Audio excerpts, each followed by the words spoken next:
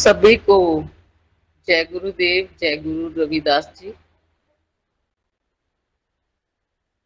मैं सौमात्री डेरा स्वामी जगतगिरी पठानकोट से आप सभी के समक्ष प्रस्तुत हूँ।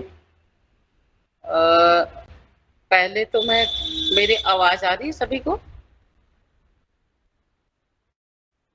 आवाज पहुंच रही है सभी तक? जी मैम, आ रही है आपकी आवाज। मैडम जी, आ रही है। हाँ, सभी को पुनः जय गुरुदेव, जय गुरु रविदास जी। असल में रमेश जी ने बार बार कहा है, लेकिन ना जाने क्या शेड्यूल है मेरा, मुझे ये नहीं समझ आती मैं क्या करती हूँ क्या नहीं करती हूँ। लेकिन ये अमृत वाणी के पाठ के समय टाइम निकल नहीं पाता। आप सौभाग्यशाली हो कि आप सुबह और शाम नेम से सतगुरु रविदास महाराज जी की अमृत वाणी पाठशाला में शामिल होते हैं। आप सारे बहुत ही सौभाग्यशाली हैं। और विशेषकर जो रमेश पहारे जी हैं, उनके जो साथी टीम है जो भिन्न भिन्न राज्यों से जुड़ी है, उनका जो ये प्रयास है और लगातार ये अमृतवाणी का पाठ चलना नेम के रूप में नियमित रूप से, ये बहुत ही कठिन कार्य है। और उस टीम ने इसे रेगुलर रखा है, इसके लिए टीम भी बधाई की पात्र है।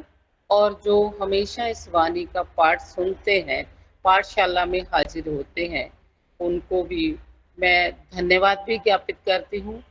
क्योंकि हमारा ये फर्ज है, हमारी ये ड्यूटी है कि हम सतगुरु रविदास महाराज जी की विचारधारा के साथ खुद भी जुड़ें और दूसरों को भी जोड़ें। क्योंकि वाणी में आया है, हर का नाम ध्याई सुन सबना नु कर दान। यदि हम खुद गुरुमुख हैं, यदि हम खुद वाणी के साथ जुड़े हैं, तो उसी का दान, उसके साथ साथ हम दूसरों को जोड़ते हैं, तो इससे बड़ा जो दान है कोई नहीं हो सकता। क्योंकि हम जुड़े हैं, साथ में और जुड़ेंगे और जुड़ेंगे, तो ये काफिला बढ़ता जाएगा और सतगुरु रविदास महाराज जी का जो संकल्प है बेगमपुरे का, वो साकार हो जाएगा। अभी आपने देखा है कि जो भी गुरु रविदास महाराज जी की वाणी के साथ जुड़े हैं, उनके घर परिवार समृद्ध हैं, सुखी हैं, नशों से रहित हैं और एजुकेशन की ओर जा रहे हैं। ये रविदासिया समाज पर जो गुरु जी की वाणी का प्रभाव है, उसी का प्रणाम। तो हमें गुरु जी की वाणी के साथ जुड़ना है। मैं डेरा स्वामी जगतगिरी पठानकोट की आपको कुछ बातें बताना चाहती हूँ। बहुत सारे लोग तो आश्रम में आए होंगे, मुझे पता है, और बहुत सारे आने की इच्छा भी रखते होंगे। तो डेरा स्वामी जगतगिरी आश्रम एक निरोल सतगुरु रविदास मिशन के साथ जुड़ा है और सतगुरु रविदास महाराज जी की वाणी का प्रचार प्रसार वर्तमान गद्दे नशीन महाराज परम संत स्वामी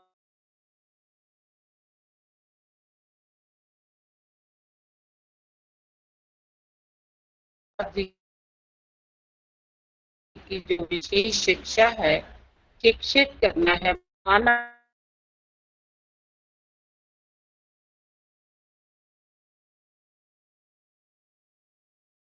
स्वामी जगतगिरी आश्रम में नर्सरी से लेकर +2 तक MKM senior secondary public school चल रहा है।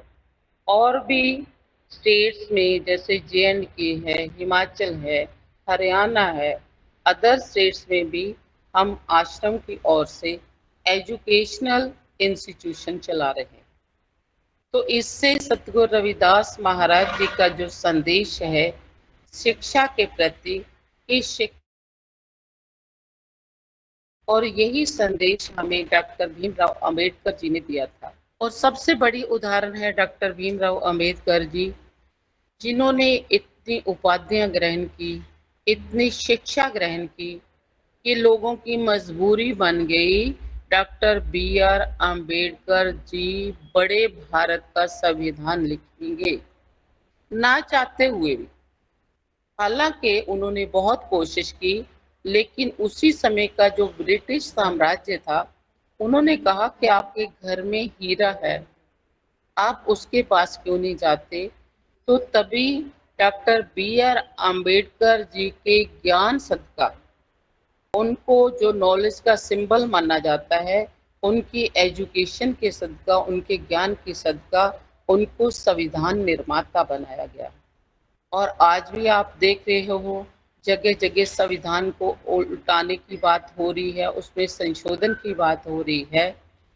तो इसी संविधान को उल्टाना, संशोधन करना, इसमें कोई भी बहुत मुश्किल काम है। ये है ज्ञान का परिणाम। तो इसी ज्ञान का प्रचार प्रसार करने के लिए आश्रम स्कूल चलाया रहा है। दूसरा, सतगुरु रविदास महाराज जी की वाणी कहती है कि शराब चाहे गंगा जल की भी क्यों ना बनी हो, हमें कभी भी उसका सेवन नहीं करना चाहिए। आजकल बहुत सारे और भी नशे हमारा जो नौजवान वर्ग है उनकी ओर आकर्षित हो रहा है। लेकिन यदि हम सतगुरु रविदास महाराज जी की अमृत वाणी के साथ जुड़ जाते हैं, हम युवा वर्ग को भी ऐसे पाठशालाओं का हिस्सा बनाते हैं, तो वो नशे से रहित हो जाएंगे। और जो नशा है वो सभी बुराइयों की जड़ है, तो उनमें बुराइयां नहीं पनपेंगी। वे एक सुसंस्कृत जीवन व्यतीत करेंगे। उनका जीवन सरल, सादा और विकारों से रहित हो जाएगा। तो इसी का प्रचार प्रसार सतगुरु रविदास महाराज जी की वाणी के माध्यम से नौजवान वर्ग को, बड़ों को, परिवारों को नशों से रहित हजूर महाराज स्वामी गुरुदेव गिरी जी बना रहे हैं। इसी कड़ी में स्वामी जगतगिरी आश्रम एवं ट्रस्ट के माध्यम से हमारी ऐसी पुस्तकें निकल रही हैं, प्रकाशित की जा रही हैं, जिसमें कोई पीएचडी का लोभ नहीं है, जिसमें कहीं गुमराह होने की बात नहीं है, बल्कि केवल सतगुरु रविदास महाराज जी की पवित्र वाणी को उस समय की घटनाओं के साथ जोड़कर आज के युग में भी उसको प्रासंगिक बनाकर वो पुस्तकें लिखी जा रही हैं। बहुत अच्छा लगा मुझे, शोभा जी ने कहा कि रविदास ठाकुर बन आई जो पुस्तक मेरे द्वारा लिखी गई, उसका दूसरा भाग बहुत देर से निकला, लेकिन अभी रविदास ठाकुर बन आई भाग 2 जून महीने में प्रकाशित किया गया था।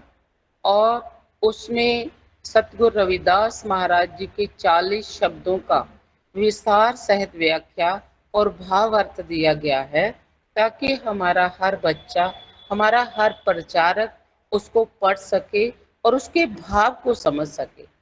मुझे याद है कुछ साल पहले हमारे यहाँ फंक्शन हुआ था, तो उसमें जब बेगमपुरा शहर को नाओ दुख अंधो ने दिन ठाओ, ना तस्वीर से खिरास ना माल, जब ये पंक्तियों का थोड़ी सी व्याख्या बताई, भाव बताया गया, तो हमारे बीच में एक बहुत ही प्रमुख मंत्री जी आए थे। विशेष रूप में उनको बुलाया गया था फंक्शन में। तो उन्होंने स्वयं मंच पर खड़े होकर बताया कि मैं सोचता था ये बेगमपुरा किसी बेगम का नाम है, बेगम महिला का नाम है, तो मैं जानता ही नहीं था इसका मतलब क्या है। तो आज मुझे इस मतलब का समझ आया है। इसी तरह हम वाणी को पढ़ते हैं, सुनते हैं, लेकिन भाव तक नहीं पहुंच पाते हैं। गुरु जी ने कौन सी परिस्थिति में उस शब्द को कहा था, ये जानना बहुत जरूरी है। और जो उनके टाइम पे परिस्थितियां थी, आज उनसे भी ज्यादा विकट परिस्थितियां हैं। आज जो सतगुरु रविदास जी की वाणी है, पहले से भी ज्यादा प्रासंगिक। प्रासंगिक का मतलब ये है कि आज के समय की जरूरत है, क्योंकि सतगुरु रविदास महाराज जी ने हमें संगठित होने के लिए कहा है, शिक्षित होने के लिए कहा है, नशों के रहित होने के लिए कहा है। और सबसे बड़ी बात है कि सतगुरु रविदास महाराज जी ने उस विज्ञान की बात की जो आज बहुत बाद में वैज्ञानिकों ने सिद्ध की है। सतगुरु रविदास महाराज जी एक महान वैज्ञानिक हुए हैं। तो ये चीज आज हमें बतानी होगी, सबके पास पहुंचानी होगी कि सतगुरु रविदास महाराज जी ने वैज्ञानिक आधार पर ये कह दिया था कि पानी भी किसी परमात्मा की पूजा सामग्री में शामिल नहीं हो सकता, क्योंकि अमृत और वेग दोनों ही इसमें बसते हैं। यहाँ हाइड्रोजन है, वहाँ ऑक्सीजन भी है। ऑक्सीजन हमारे लिए अमृत है और हाइड्रोजन जहरीला पदार्थ होता है, जिसे विक कहा गया है। तो ये बात वैज्ञानिकों ने अभी सिद्ध की है, H2O फार्मूला बताकर विज्ञान का। तो सतगुरु रविदास महाराज जी ने उस समय ही हमें बता दिया था कि इसलिए ये जो जल हम चढ़ाते हैं शुद्ध समझकर, ये भी उस परम पिता परमात्मा की पूजा सामग्री के तुल्य नहीं हो सकता। कितना बड़ा सिद्धांत है। हम संसार की पूजा सामग्रियां लेकर कहीं पे बेलपत्री लेते हैं, कहीं कुछ चढ़ाते हैं, कहीं कुछ चढ़ाया, लेकिन गुरु जी ने कह दिया कि नहीं, ये सारी सामग्रियां किसी न किसी प्रकार से झूठी भी हैं और झूठी भी हैं। और ये जो सामग्रियां हैं हमें उस परम पिता परमात्मा ने हमारे गुजारे के लिए दी है, हमें अपना निर्वाह करने के लिए जरूरी है। लेकिन अगर हम कहें कि उस जो सर्वश्रेष्ठ सर्वशक्तिमान परमात्मा है उसको हम इसका भोग लगाकर खुश करेंगे, तो ऐसा संभव नहीं है। तो कौन सी सामग्री फिर उस मालिक को चढ़ानी है जो हम आरती करते हैं। नाम तेरो आरती मजन मुरारे, हर के नाम बिन झूठे सगल पसारे। हमने अपने मन तन से अंदर शब्द और सूरत को ध्यान इकट्ठा करके भीतर से अपने आप को पहचानते हुए उस जो नाम सिमरन के शब्द हैं उनके माध्यम से उसको भोग लगाना है, उसका आसन बनाना है। सारा कुछ उसको नाम से ही मिल देना है। नाम ध्यान से सिमरन से हम भगवान को खुश कर सकते हैं। इसीलिए महाराज ने लिखा है, तन मन अर्प्यो पूज चढ़ाव्यो, पुर प्रसाद नरिंजन पाव्यो।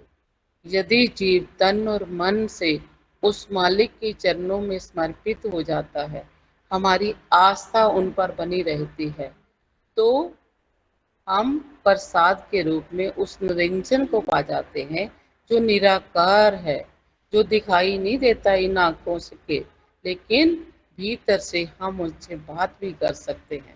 कारण कवन अबोल, हम उनसे बात कर सकते हैं, हम उनसे अपने मन की बात कह सकते हैं।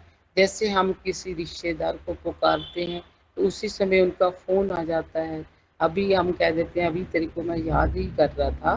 तो ऐसे वो परमात्मा भी हमारे साथ भीतर से जुड़ जाता है। तो शर्त है कि हम किसी भी स्वार्थ से रहित होकर, उपाधियों से रहित होकर, सहज समाध उपाद रहत गुण वड्डे पागले लागी, कहो रविदास प्रकाश निरतर जन्म मरण ते पागी। जब हम बिना उपाधियों के, बिना कुछ मांगे, स्वार्थ रखे उस मालिक के साथ जुड़ जाते हैं, सहज समाधि में किसी प्रकार का कोई फॉर्मेलिटी की जरूरत नहीं है, तो हम सभी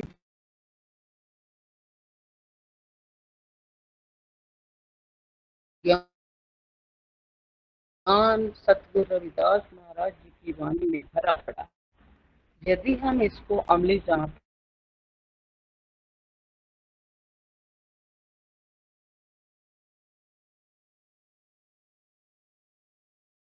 कनक कटिक जल तरंग जैसा, फिर हमारे में और परमात्मा में कोई अंतर नहीं रह जाता है। हम भी उतने ही शक्तिशाली बन जाते हैं, उतने ही ऊर्जावान बन जाते हैं जितना वो मालिक है, क्योंकि हम मालिक की अंश है। मालिक ने हमें अपने जैसा बनाया है। तो अभी मैं तो रास्ते में हूँ, मैं घर में भी नहीं पहुंची हूँ। तो मुझे लगा कि थोड़ा मैं समय रास्ते में रुक कर दे रही हूँ।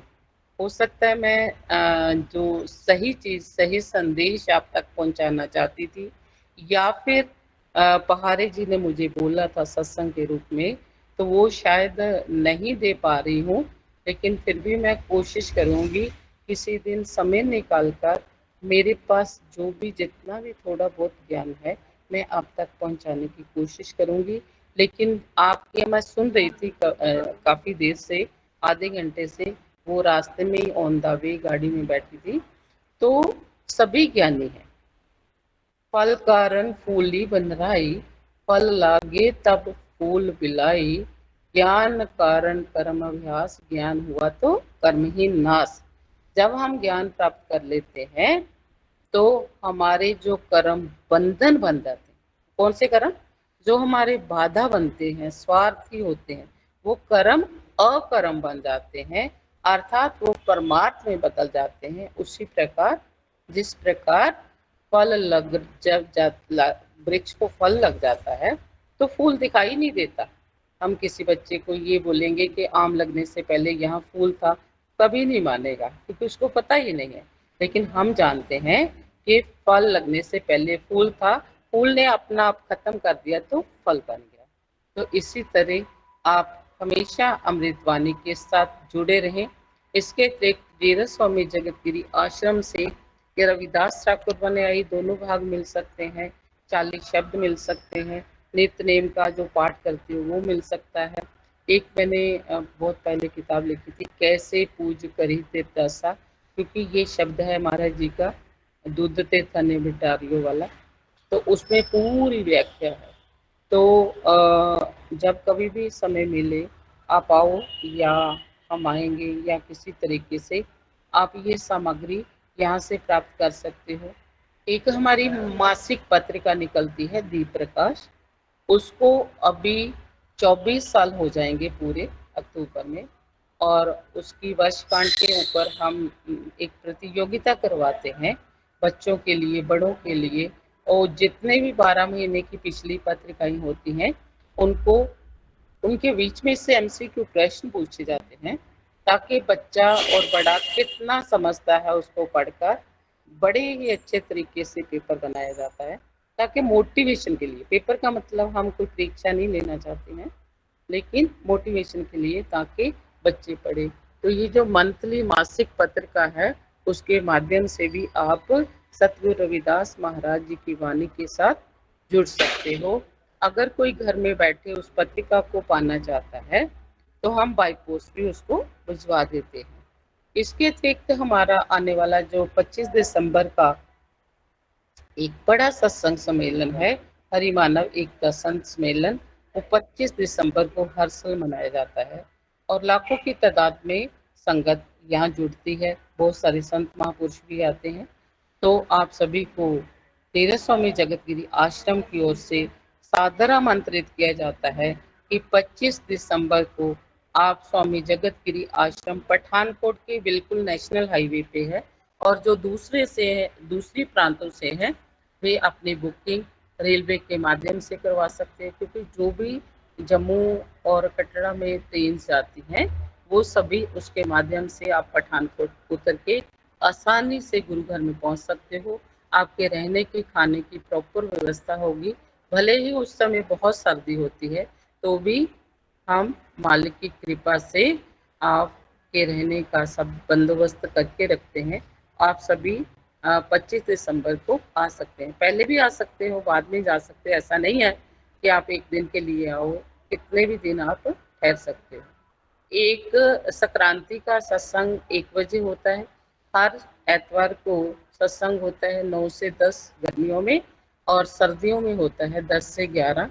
और हमारे यहाँ से एक यूट्यूब चैनल चलता है जो ये कोरोना काल में शुरू हुआ था और काफ़ी पॉपुलर हुआ है। और मुझे लगता है कि उससे पहले कोई भी यूट्यूब चैनल ऐसे आध्यात्मिक अदारे ने नहीं खोला था।